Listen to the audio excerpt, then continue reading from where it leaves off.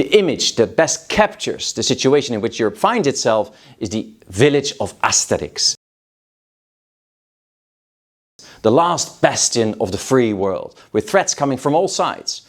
From the east, where Russia is continuing its war of aggression against Ukraine, but also attacking us with hybrid campaigns, sabotage, aggressive disinfo campaigns, but now also from the west, where the United States is not just threatening to disengage from Europe, but also displaying elements of hostility to European interests. Europe needs to take this situation very seriously and act now.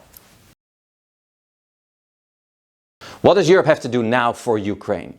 With the United States cutting its military aid, it is essential that Europe increases its military aid. It's not just necessary, but we can also afford this. Just a number to illustrate this. Annual military assistance from the United States to Ukraine was roughly 17 billion. If you spread that out over 450 Europeans, you get to a figure of roughly 40 euros per person.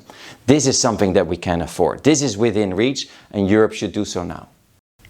What should Europe do for its own defense?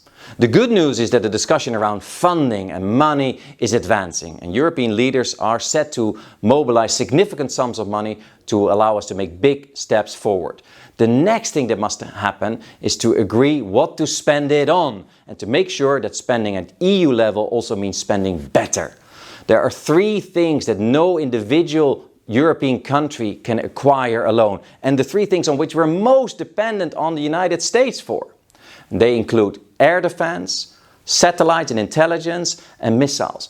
In each of these areas there are European programs, but they now need to be scaled up rapidly. We need a crash program to give ourselves the military capabilities we need to defend ourselves with less America.